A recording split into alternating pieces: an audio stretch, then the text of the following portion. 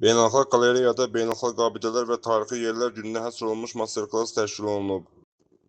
Müxtəlif yaş qrupundan olan rəssamların iştirak etdiyi master-klassı giriş sözü ilə açan Beynəlxalq Qalereyanın direktoru Elnur Əskəndərova iştirakçıları salamlayıb günün əhəmiyyəti haqqında məlumat verib onlara uğurlar arzulayıb.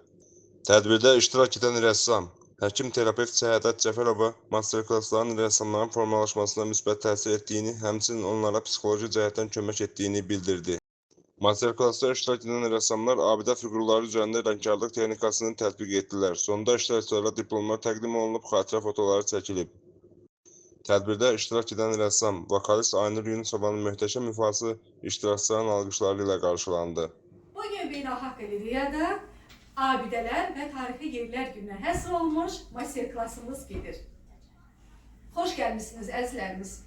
Çox sağ olun. Çox sağ olun. Və çox istəyirəm ki, bugün bizim əziz və dəyərlilərimiz, gözəl rəssamlarımız öz master-klasslarını göstərirlər və bizim dəyərlimiz Aynur xanım, Aynur Yunusova, vokal ifaçısı buradadır, alqışlayırıq.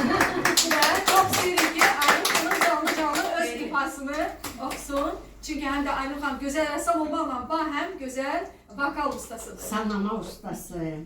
Tikmə ustası, Bəli. dekorativ tətbiqi sənət rəssamıdır. Buyurun Aynur xanım. Ala gözlüm,